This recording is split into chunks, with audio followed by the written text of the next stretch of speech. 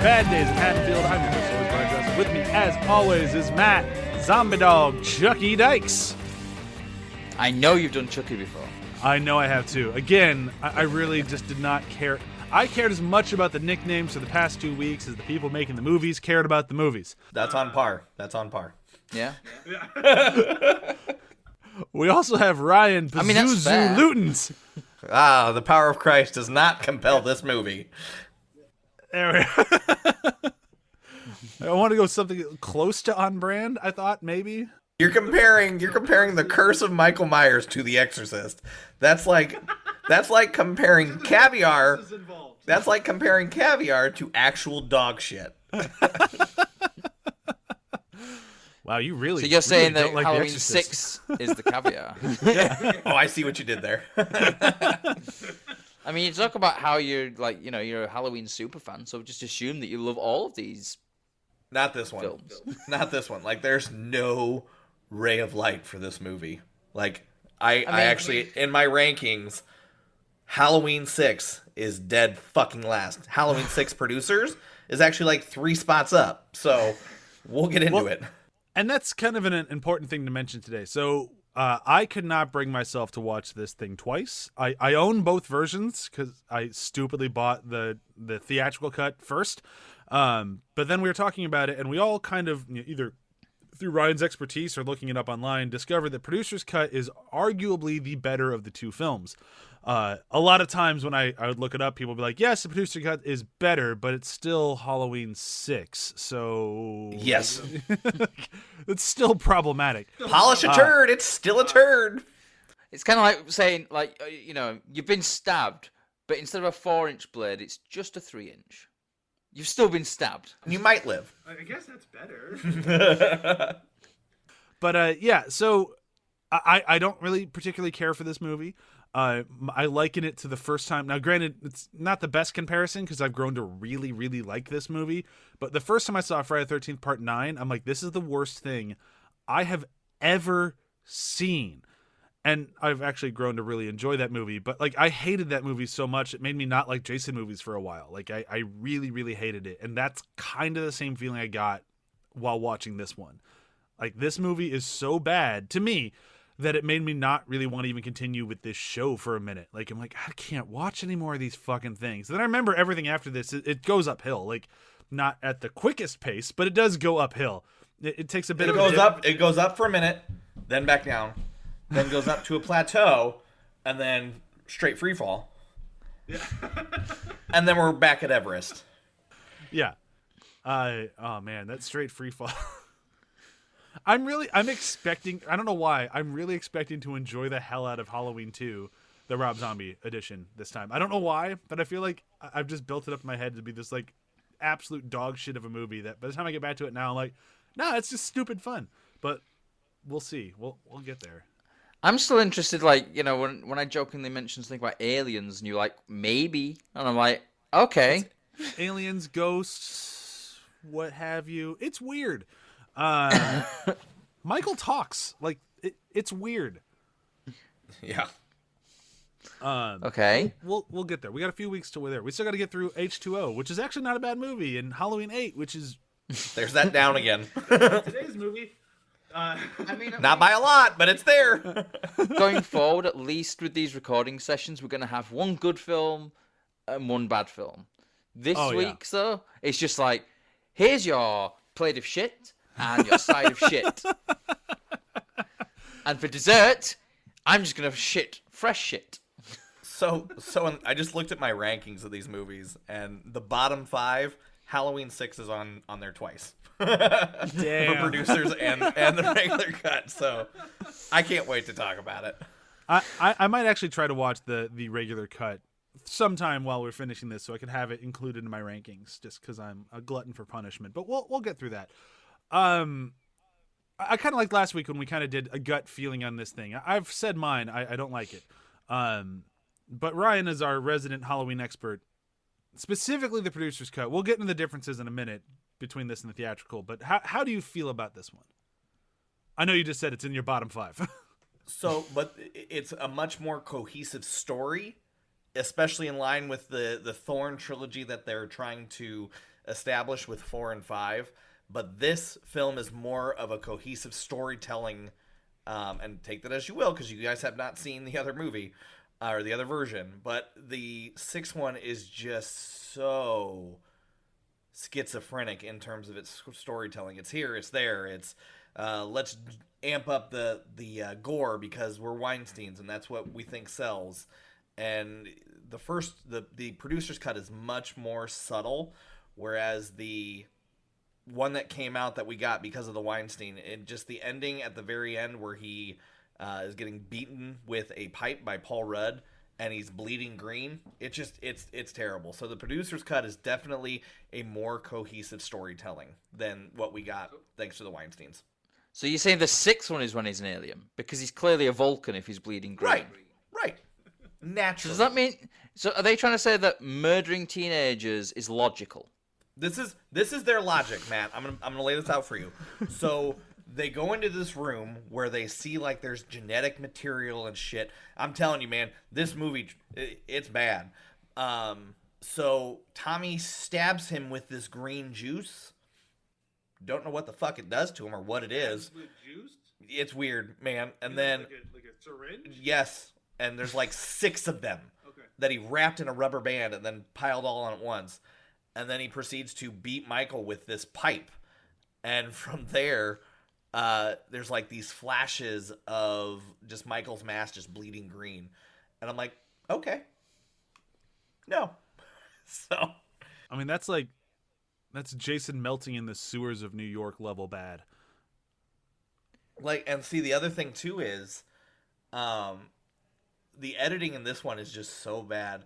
Like, this movie is just very straightforward, but, you know, Weinstein's, again, with their editing, in the original version that got released, there's, like, this buildup of, like, well, it's, you guys, you'll see it when you see it, but the build-up music, it just does not do anything for the movie. It's pretty bad. So, I digress. Yeah. You're assuming that I'm going to see this. But I know Matt is. Or Brian is. You're Matt. Yeah. I'll watch it. I'll probably, I might watch part of it when I take my shower earlier today. Like, why not? Earlier today, later today. It's weird when I wake up early for podcasts. Matt, what was your take on this thing? You sound like you loved watching it. I mean, for a minute there, I thought I had audio problems. Yeah, I genuinely got to the end of 5 and thought maybe 6 will actually be better than I remember. Nope. No, it was not. I mean, my notes just started getting really sarcastic towards like the end film. as well because I was just. I mean, I've got one of my notes literally says no nudity clause, having nipples blocked out by candlelight, and then no. Then my next bullet point is no, maybe not. That's hilarious. I mean, that's the kind of the level of notes I was taking at this point because I was just like, I just want this to end. I mean, they've got another branch of the Strode family that no one's ever mentioned before, and all of a sudden they've moved into Michael's house. Got it on the cheap. What?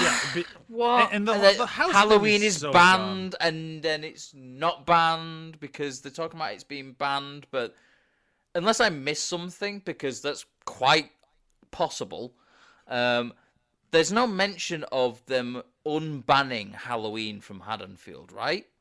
But No. then all of a sudden, there's a Halloween party. Well, I think it's just I think it's the Footloose situation of like, no Halloween for you. Like, you can't stop us. We're just gonna Halloween at you. I think is what I inferred to happen.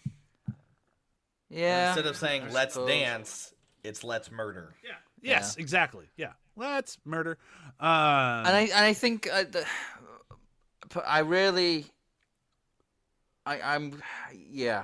this being the last one that Donald Pleasance, this being the last film that Donald Pleasance did as well. Sad. It's just it's like when Michael Caine couldn't accept his Oscar because he was shooting Jaws 4. It's that level of just, oh no. It's like, yeah. I mean, he died a couple of months after finishing this, so it's kind of like, is this the film? Did this kill him? Because I feel like it could have done. It's that bad. And the problem right now, at least for me with this movie, is it's kind of like what I said last week, where in different hands, I still think this exact same script could have been a ton of fun. Like, this could have been campy nonsense, and it could have been corny and fun, and just kind of like one of those dumb slashers that's like, this shouldn't be working, but somehow it is. And no, they were way, way too serious with it again. And well, like, yeah, and even there, like, with the digression, because like all the cult shit is gone in this new one. You get a little brief glimpse of it at the very end in the original cut, but you know, and Jamie dies. Well, we'll get to that. Never mind. Let's talk the movie. Let's start diving through it, because I mean, she dies rather early, or dies rather early in the movie, then really dies later in the movie. But yeah, so like, not in the original. Did she survive the original? No, in the original she gets. So this is what's stupid. So in the original, she gets pushed on some farm equipment, and Michael turns it on, so it basically shreds her. So she's dead. But in this, and the best part, in the producer's cut, she gets stabbed and she lives. And so in the barn, when they're taking her away, she's still got the knife in her. But even in the original cut, that's the scene you see. So she gets shredded, and yet she still has a knife in her. Great editing. Again, thinking that we're, not dumb people, or thinking that we're dumb people and we're not going to notice. Especially when you see the both versions. It's bad. It's really bad. I mean, like, if you get shredded by farm equipment, there's probably not going to be a body left to take away. Yeah, well, I mean, it's like one of those old cotton gin things that, separates it, so it's like teeth, and it separates like this. Okay, there's going to be two bits to take away. Right! And again, the stalking in the barn, pretty bad. Oh my god! Why the do they keep all over this movie is so bad? Why do they keep stalking in barns? Because it's Midwest, man. That's all we got. Doesn't work though. They might not all be red, but we got a lot of barns. They're red after this film. There's a lot of barns in the Midwest. I actually don't know what to actually say about this film. It's just such a. Well, then we'll go the easy way, and we'll start going through the plot, and that might help us find more to talk about. So this movie, actually, I don't mind the opening of this movie, like the whole the girl who was kidnapped, escaping from this thing. Like, it doesn't look like Jamie anymore. It took me a minute to even figure out who the girl was. There's those problems, but like it did kind of have this like very mid-90s horror movie vibe that I don't dislike. It just felt out of place here. Yeah, it felt like especially with the way that the credits are coming on and there's like the music thing, it felt very kind of like it reminded me a bit of Scream a little bit for some reason. Yeah, that kind of 90s horror feel, Jason Goes to Hell as well. Yeah. That has a very similar kind of feel to it as well. Yeah, I mean, they're both a little too obsessed with Curse. Like, there's a lot of similarities there. All right, but yeah, so the whole sequence of her breaking out and running with the child. I was going to try to save this for the end, but I just can't help myself. Is that Michael's child? And if it is, who jerked off Michael? Like, is that, and why is it an incest baby? Who thought this was a good idea? Curse the Thorn. And Jamie's 16 as well when she gives birth, so there's probably about 15 when problem on top of problem. Yeah. Now, I imagine there's I did the maths on that. She's supposedly 8 years old in 1989. They talk about how it's 1995. So, yeah. Wait, yikes. no. So she's 15, not 16. Yeah. This is with the original. You have the genetic material thing at the very end, and then with this one, it's implied that this baby is a product of Michael's lineage. and it's gonna assume the curse or either. It's so muddled. I'm sure in the producer's cut there's actually there's an outright line where it's like that's Michael's baby or something like that. They say to him like, you know, it's your baby, like it's your baby, Michael. Yeah, it's Michael. It's Michael. It's Michael's baby. This is like Ray Palpatine levels of stupid. Like, wait, no. This doesn't make sense. Like, that thing can't have a baby. That's stupid. Right. It just gives really horrible sort of images as well. Like, you know, basically Jamie is essentially being raped, and it's like, you know, this is someone who we've seen as an 8-year-old kid before, and it's like, oh, it makes me uncomfortable, and not uncomfortable in a good way. Like, you know how in films you kind of like being made to feel a bit uncomfortable at times, but this is just uncomfortable for the sake of uncomfortableness. And it's just gross. Like, so this character we've been following as a child for the last 2 movies, in her last outing, gets raped and murdered. Like, fuck, man. Ugh. And not even played by the same actress. Yeah. Well, I mean, she wanted to be in it. She wanted to be in it. Well, she wanted 5,000. Rob Zombie will put her in it, so she comes back. Yeah. Essentially, what it came down to, she wanted $5,000. They said no. That's what I've seen. That's what I've read. Yeah. This movie had troubled production from the start. No way. Contrary to popular belief. I mean, this is the only Halloween movie. I feel like we need to get some sort of energy into this podcast, though, because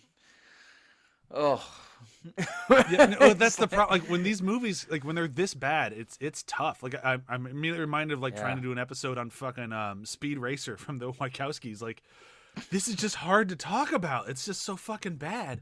The best part is, like, you guys are trashing the producer's cut. You guys haven't seen the original. It's got me laughing so much because, like, when Michael is chasing Beth and her son, or not Beth, I don't either. Either way, there's like a guitar riff to the old John Carpenter theme, and that's not in the producer's cut. So they're like, okay, Weinstein fucked us over. Let's go back to what we know, and it's still a shitty movie. Like, that's the thing. Wait, is like a rock music version? That's just rough. I can't even think about it. But, like, that's the thing is, like, if we haven't seen the theatrical one, or if Matt has, it's been a long time, and I know I haven't. Like, that just speaks to how fucking bad it is. Like, if this is the good one, fuck, man. Like, for me, like, I can't ever really go through the plot too much because it's just such a fucking mess. But, like, there's things that work. Like, I don't mind Paul Rudd in the movie. Like, this is a very young Paul Rudd, filmed right around the same time as Clueless.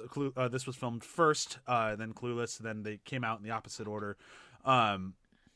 So it's a very young Paul Rudd. He's not entirely proven yet, and this is definitely not in his wheelhouse. He's more of a comedic guy. This is not a comedic role at all. But I still think he does the best job he can. He's not hard to watch in it. He's kind of fun. I think he's really good, actually. I think he's actually quite good, and I think he does a really good job of portraying the kind of PTSD elements that Tommy Doyle will definitely fucking have. You know. Yeah. We talked about that in that first episode. Yeah. First episode. Yeah, we talked. Like, I remember. I think it was you, Brian, that said basically the recurring nightmare that Tommy Doyle's going to have for the rest of his life is seeing Michael carrying the dead body and his dead body around back into the house, and you can see it in the performance that Paul Rudd does. Like, all like credit to him, he does a really good job in this film. Yeah, like, really good job for sure. It shows that guy will have a career outside of this, and he certainly does. But like, whereas no one else does. Yeah, no one else. But like, his stuff, I didn't really mind. I really don't like the Laurie stuff. Now, granted, from movie 4 on, I've never been the biggest fan of the Laurie stuff. I just don't like that Jamie? plot line. Jamie?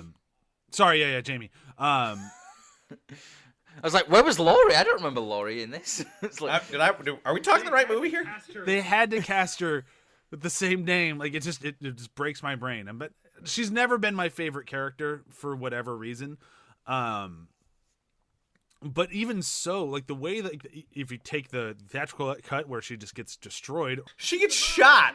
Like, the only time that someone ever dies by a gunshot is they're shooting at Michael. Nope, let's kill Jamie with a double tap to the skull with a silenced pistol in a hospital, and by a guy dressed in all black. Yeah. Doesn't scream suspicious. Exactly. That's another thing that does my head in about this film is like last week we were talking about how no one's paying attention to shit because of all the stuff that, like, I swear to God, it's got even worse. Like, people would just be like, this is not even just around Michael. Like, a black-clad guy walks into with a pistol. Like, see, now that's what I think works with the reveal of Dr. Wynn with Jamie's death is the fact that, you know, he is a doctor, so maybe he does have the ability to enter the hospital and, you know, just murder people, you know, like a Dr. Kevorkian. Yeah, I guess, like, you know, that reveal kind of explains it a bit more, but still, it's a hospital. Like, she's hooked up on life support. There's going to be alarms go off when all of a sudden her brains get blown out. That's true. That is very true. Like, and he's in full black as well. It's not like he just goes in with the doctor's coat and just goes. He's in the full black coat, full black hat. He's going to stand out. Unless every single person who works in that hospital is in that weird cult, which there's a fucking lot of them in cloaks.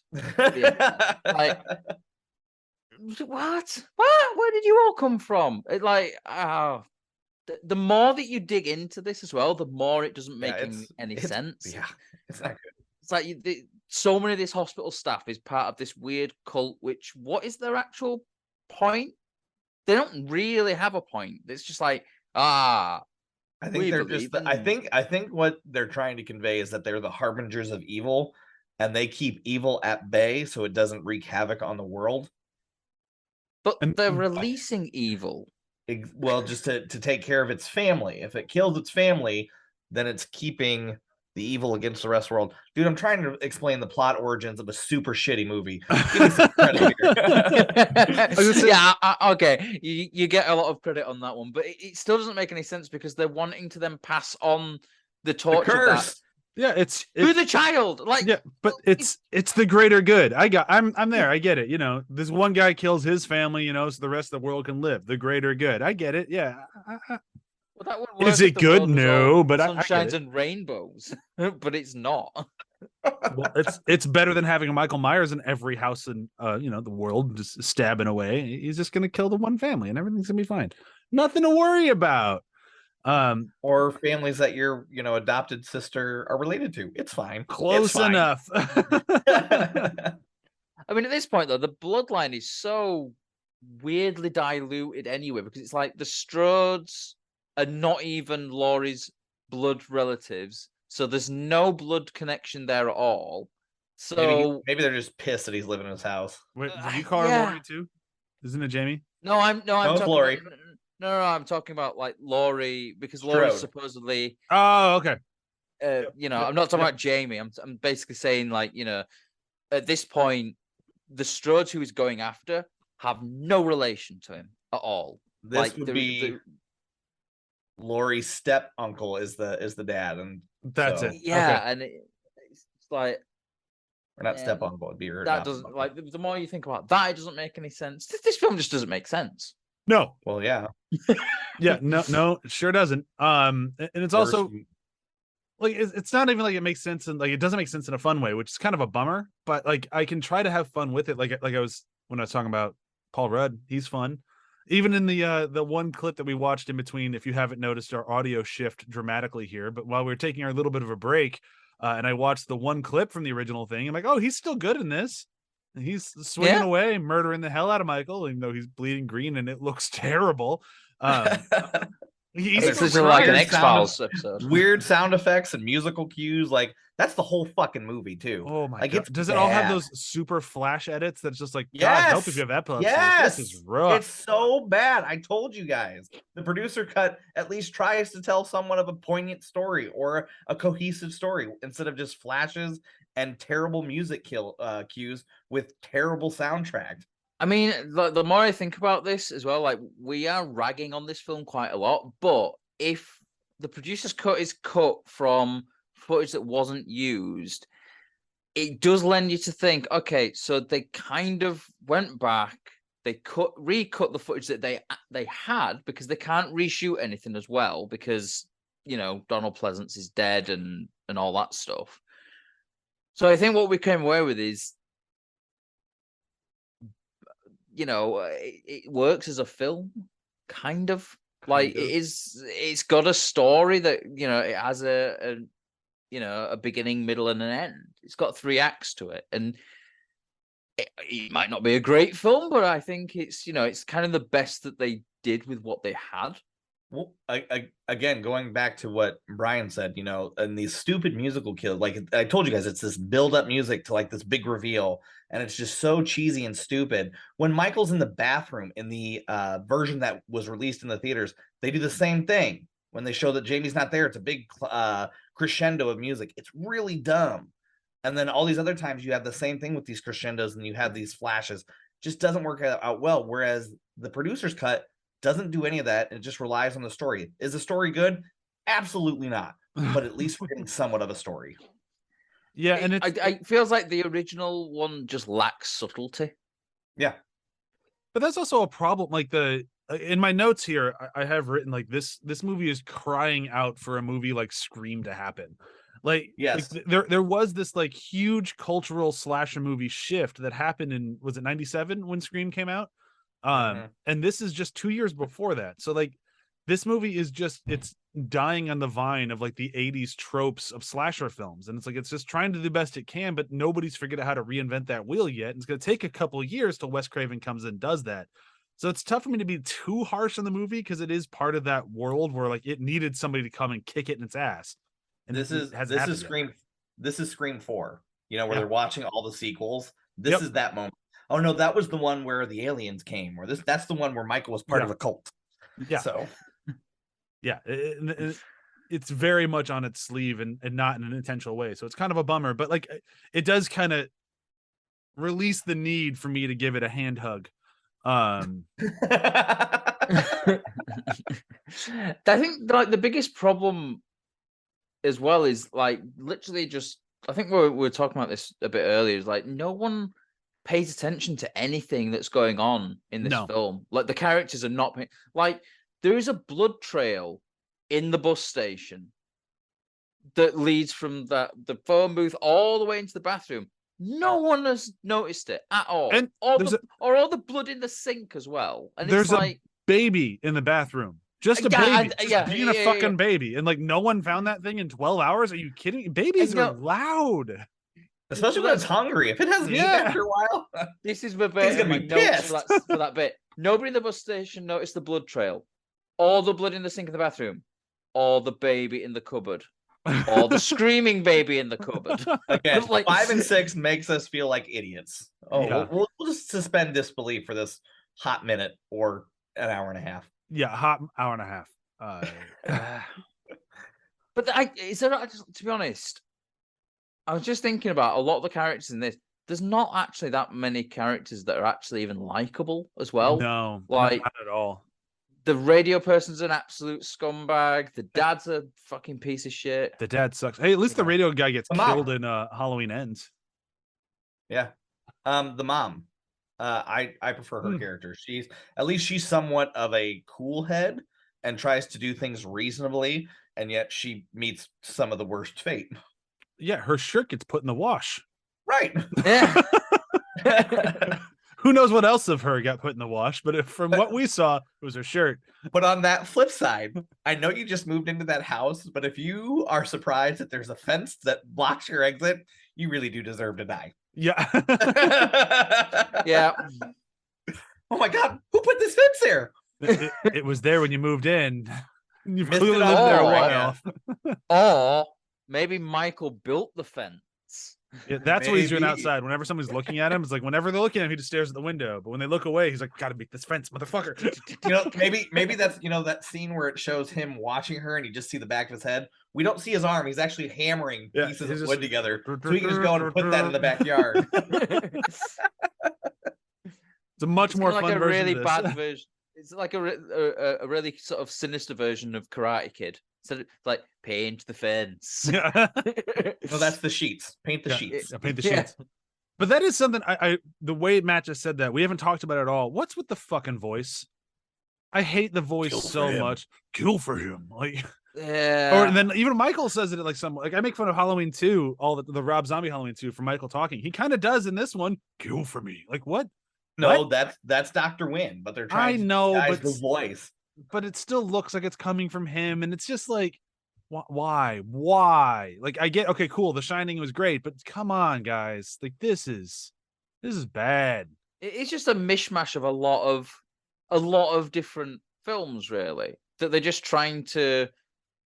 Is it just a case of they just threw a load of shit at a wall and just see what stuck? Because there's It's not bits of that, The it's- Shining in, there's bits of Rosemary's Baby in this, there's just all sorts of random different horror films that's just got a little bit in there. It's the Weinsteins. It's exactly what Ryan's been complaining about since last week. It's Yeah. hey, we like these movies, shove that shit in here. Like that's all this is.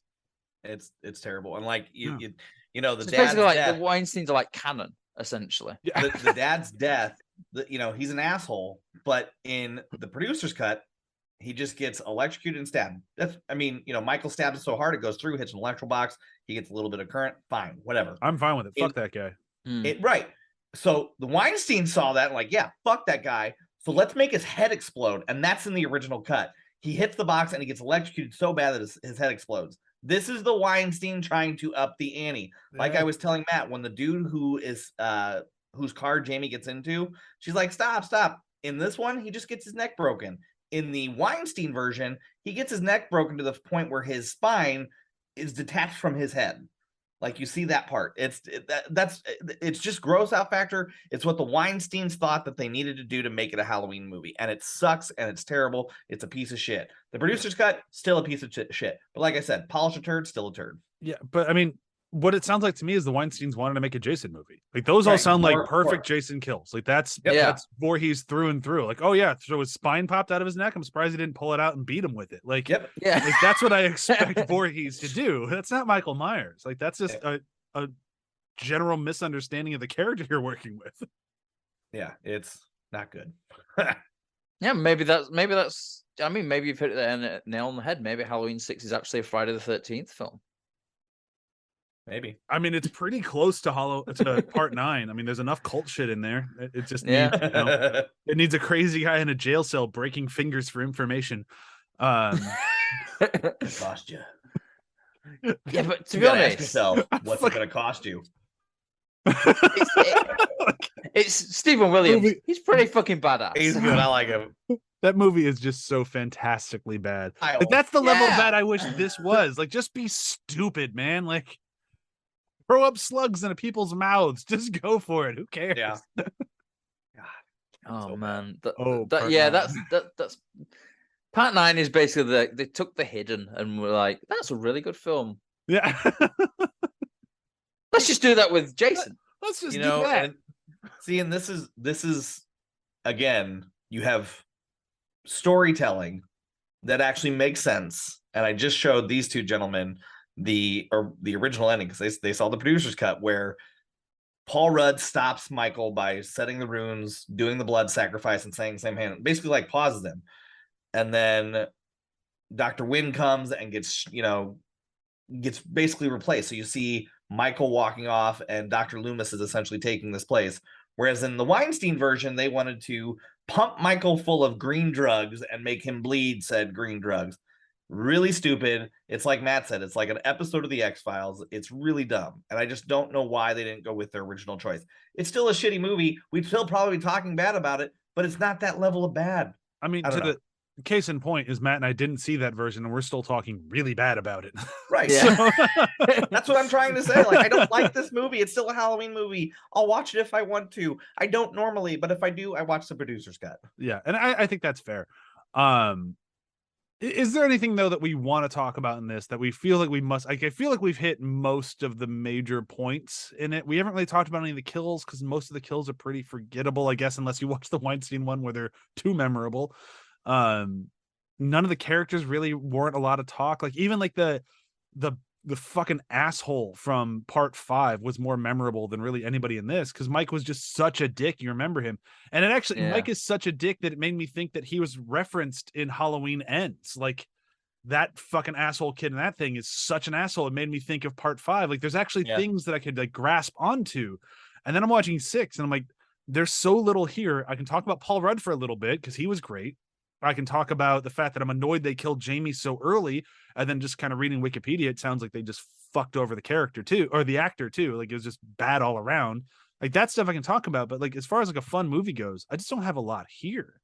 This was a really troubled production, and Donald Pleasance, even his acting, I feel like he was phoning it in. And I thought that last week, and my God, he's old last week. Yeah, he's old and he's phoning it in. Like, and like when he's going to Jamie, he's like, Jamie, I failed you. I'm like, fuck, God damn it. He's not. I also like all right, Donald, we have you all set. Here's your makeup chair. Yeah, I'm not doing that. No. But remember part 2 when you got burned? I'm not fucking doing it. I do like that. It's like, okay. yeah, plastic surgery, skin graft. Like they're two different things. That's clearly just the actor. It's like what's that age-old joke from fucking Blade Runner 2049? All right, Harrison Ford, here's your costume. I'm wearing this. You're wearing a t-shirt, Harrison. Can you just wear something futuristic? I'm wearing this. Okay. That's Donald Pleasance in this. Just like no, but the burns, I don't give a fuck. I'm not doing. Nobody cares about this movie. Oh, you're not wrong. They're still gonna see it regardless if I have scars or not. Yeah, the people who care are still coming, and we'll just throw in a bullshit line of dialogue. I mean, the fact of the matter is, this is the first Halloween movie that I legitimately remember coming out. Like, I remember getting the QC Times and looking for like movie releases and seeing this picture in with the other ones and going, "Oh, Halloween movies, that must be scary." And my dad going, "It's probably horrible." Like, well, I remember that too because in the cover art, Michael is wearing a glove, and in the back of my mind, like I grew up with Michael, like I knew all this stuff because we lived in a Halloween household, and I'm like, why the fuck does he need to wear a glove? Like it's not rocket science. He doesn't fingerprints. He doesn't need. He leaves his fingerprints. People know it's him. Oh, there's a white mask. Wait a minute. Pretty sure it's Michael Myers over there. I don't live in Haddonfield, but like Matt said, if I see a white mask, I'm going the other way. Yeah, this came out in 95, right? Yeah. Right. When was O.J. Simpson? 93, 92, 94, somewhere there. Is the glove literally because right? I'm just murderers thinking, wear gloves. Yeah, is that what they're going with? I mean, like, this can be cut out because it is in really bad taste, but it's just something that keeps coming up on my mind of like the whole idea with the Jamie character being raped is there's such a horrible kind of dichotomy, I guess is the word, maybe, between what Harvey Weinstein did, and like, that's what he put into the Halloween film he did. It's like, oh, the writing is so on the wall when now that, like, looking back on it, it's just like knowing that and going through any Weinstein movie, and you can just go through like, oh, women aren't people to you. Okay, I totally can see that in pretty much every film you're a part of. Like, wow, 100%. women are objects. Like, that's fucking wow, fuck you, dude. Like holy shit. It's it makes it really difficult to kind of watch these films and not think about that as well. And then when you start thinking about that, you start seeing all those things, and it's especially evident in this one because it's just such a bizarre thing to have in a Halloween film anyway. Like, Michael doesn't have a sex drive. I'm sorry. Like, there is nothing about that. It's not like he is finding these, like, the people he kills, like the women that he kills. He's not killing them because they're attractive and that weird sort of serial killer thing. He's just killing them because he's killing them. Like, which is something I've taken issue with in the past two movies, last week and this week. Like the stalking takes this pervy edge, which just does not feel like Michael Myers to me. Like when he kills his sister in part 1, she's topless because she was just banging a dude, not because she's like putting on a show or anything. He's not there to peep on his sister. He's there to kill her. She just happened to be naked. Like that's and you see that in the way that it's shot as well, because like his point of view, we're seeing his point of view, and you don't see a lot of his sister's sort of like breasts or anything like that. Yeah. He focuses on the knife going in.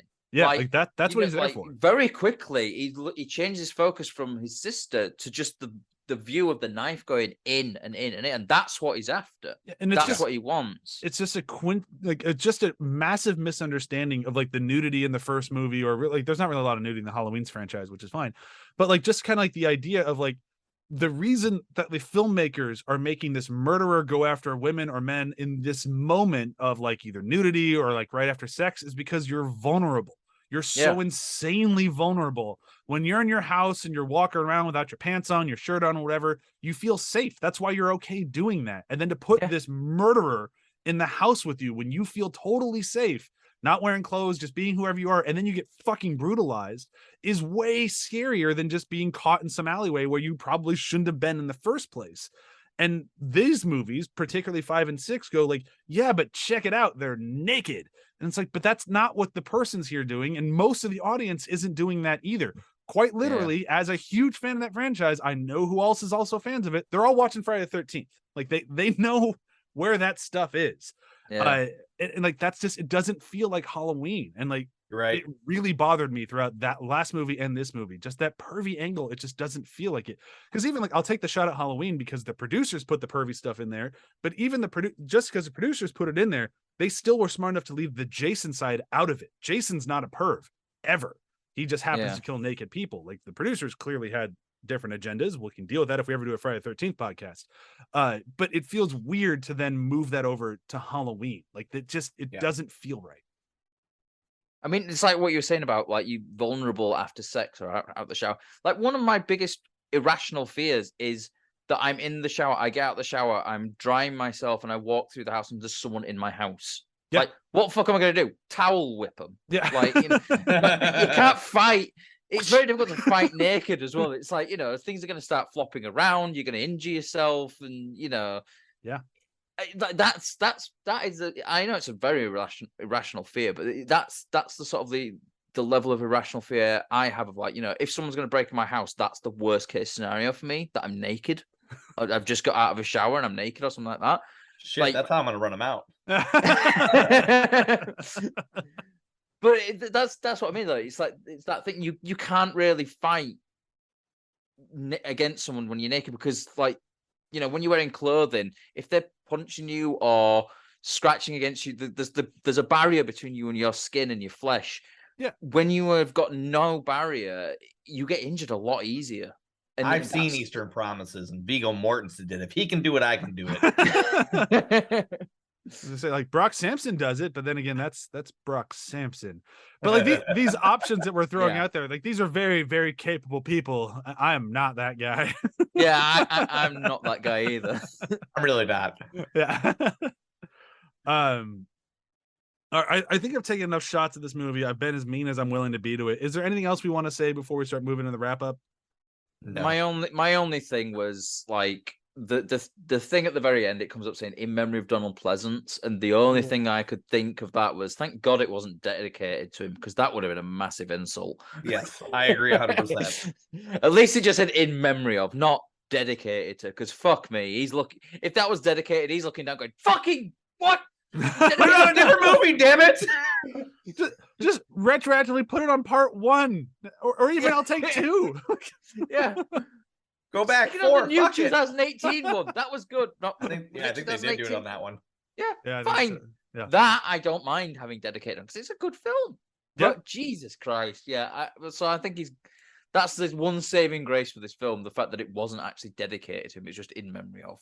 Yeah. All right, we'll go through favorite moments, quotes, whatever you have. I can go first, I guess. And I'm just gonna go for the first like 10 minutes, like all that super early 90s, way overly dramatic shot. The woman escaping the cult, I guess, is what we'll go with. It's actually pretty well shot. It's very dated. It's kind of corny, but I don't mind it. It works, and it sets the tone for a movie that we're not about to watch, which is a bit of a bummer. But it worked well enough. It was fun. Yeah, it gives you a bit of hope that you're about to watch a good film, and then snatches that hope away really quickly. It rang to me like, oh, this is kind of like an American Werewolf in Paris. Like, oh, kind of that same sort of vibe, same coloring, same sort of shots. Yeah. This works. I mean, that movie's terrible, but also kind of fun. So I could get into this. And nope. Nope. Then you get bad CGI. Yeah. That's next week. I really want to rewatch American Werewolf in Paris now. Like that movie it's so dumb fun. It's so stupid fun. Matt, what about you? Honestly, the only good moment in the film you already mentioned, I think there's a shot where Tommy is like, it's like this tracking shot where Tommy's going through like the Halloween field thing, and there's like the woman talking that looks kind of okay. Ringing endorsement. Yeah, like there's a shot that's kind of okay. I mean, honestly, the best thing I can come up with that's not that open sequence is just like, you know, the stupid shot of like, you know, using the candle lights to block out the nipples. It's like, I mean, if that was actually a way of getting around a no nudity clause, brilliant. That's done. That's an ingenious way. But then the camera moves and you see him anyway. It's like, well, what the fucking, what were you doing with that? Why were you having the candles look the like cinematographer's just fucking around for a minute? I'm like, yeah, like no one's paying attention. I can do this shot. Yeah. Why not? I mean, no one was really paying attention when they made the film, from the sounds of it. Or it's either no one or way too many people. Yeah. All right. Yeah, Ryan. I kind of feel like film by like a movie made by committee. Yeah, that's maybe what the problem was. One of the problems. Well, yeah. All right, Ryan. Can I just pass? Yeah, I came up with a shot, so you got to fucking come up. I've got one. You came up with a shot was kind of okay. Yeah, it's still something. I think, and this is what I'm going to go with. I think the reveal of the dead DJ was really good. I think that was a great setup. I think that was good with the little girl. Mommy, it's raining. It's raining red. And then she goes, it's warm. I'm like, oh, yep, there it is. So, I mean, I think that was just really well done. I don't think that there could be that much blood just on a simple, you know, cut up the abdomen, because I think at that point, if he's gutting him, there's going to be a whole lot more coming out of him. But for the sake of MPAA, it just worked. And I think it was very subtle. And I think that for this movie, it was fine. Yeah. My problem with that scene, though, is when he falls out of the tree, it's like, just leave him in the tree. Like, you don't have to have him fall out. Right. It's like the Predator thing. Like, you just see the body in the tree. You don't need him to fall out. You know he's dead. Yeah, like you can see he's been gutted like a fish. So. Sorry, I was reading more about Danielle Harris. I find this whole, like, her not being in the movie fascinating. It really sounds like she really wanted to do it, and they're just like, no, fuck you. You die in first 20 minutes. You don't count. You don't, like, your character doesn't matter. No one cares. Yep. Like, dude, people liked her. Like, people still like, especially the actor. People love the actor. Like, they put her in the Rob Zombie ones. They put her in all the Hatchet movies. Like, people really like her. Kind of a bummer. I think she's great. Like, you know, she's been playing teenagers for the last 30 years. Yeah, I mean, she's like 10 years older than me and still plays 18-year-olds. I mean, good genetics, man. Good for you. I think it kind of helps though that she's like, what, 4'9" or something. Yeah, she's super tiny. I have not met her, but I did see her at a convention once, and it was like, oh wow, you're small. You're pocket sized. You're cute. I wish I could have met her. Like, I usually, like, when I'm at conventions, like I see, like, oh wow, I want to go meet you. Oh, that's a long line. I don't need to meet you that bad. That's pretty much every time. I've only regretted it, I think, twice.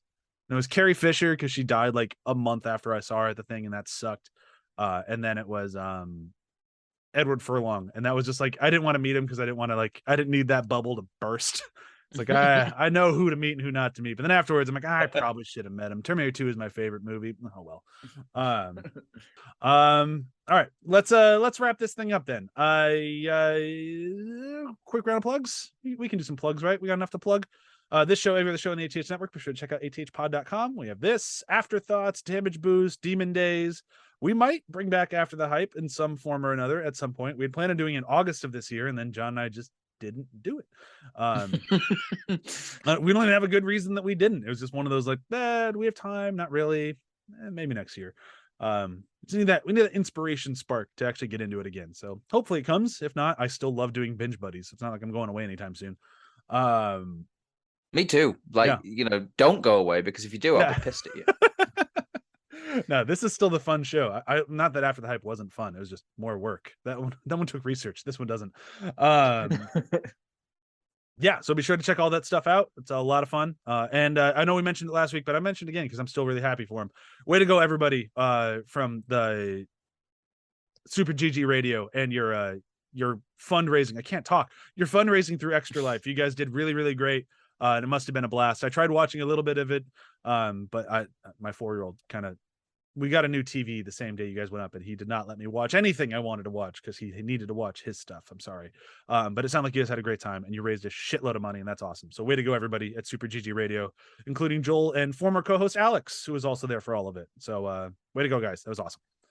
Ryan, what you plug? You can catch me at the Front Row Network, specifically the Front Row Network Flashbacks, where we discuss movies from the 80s, 90s, and early 2000s. We also do Full Disclosures, which Brian came on and did Halloween Ends. So we basically give our movies a review there. But yeah, that's where you can find me. Matt, do you have anything quick to plug? Yeah, I mean, I don't think I actually mentioned the name of it last week. I don't think you did. Yeah, I've got a new podcast that's going to be coming out. We're probably looking at around 2023, like start of next year when it will actually start coming out now. It's called Science Nonfiction, and it's a podcast where we look at sci-fi films or TV episodes from sci-fi TV series and basically analyze the science in them. As you can tell, I am not a scientist, but we do have scientists on there. We have regular co-host Dr. Charlotte Gertz, who's a space plasma physicist, and then there'll be a lot of other people joining us, mostly from the European Space Agency, because that's where she used to work, so that's helpful. But yeah, we've got a ton of films on the list. Moonfall is now on the list, Brian. Hell yeah. I saw she wasn't excited about it, but I still am. Yeah, there may not be any good science in it whatsoever, but we may just do that with a good science segment that is just basically nothing, not a fucking thing. I mean, that'd be awesome. Yeah. But yeah, so that'll be coming probably 2023 at this point now. And no, I won't mention that actually. Cool. All right. Well, then be sure to tune in next week when things get much better movie-wise. Hopefully our podcast stays as much fun. When we start talking about H2O. And I love H2O. I know it's not a great movie. I know there's a lot of problems, a lot of weird masks, like way too many masks. Thanks, Weinsteins. Yeah. There's problems there, but I think overall it's a pretty fun movie. And as far as like a post-Scream slasher, it ticks all the right boxes. So I'm excited to talk H2O, and I hope everyone else is too. So be sure to tune into that. And yeah, that's all I got. Bye. Bye. Bye. Bye? Question mark? Bye. Bye. Bye.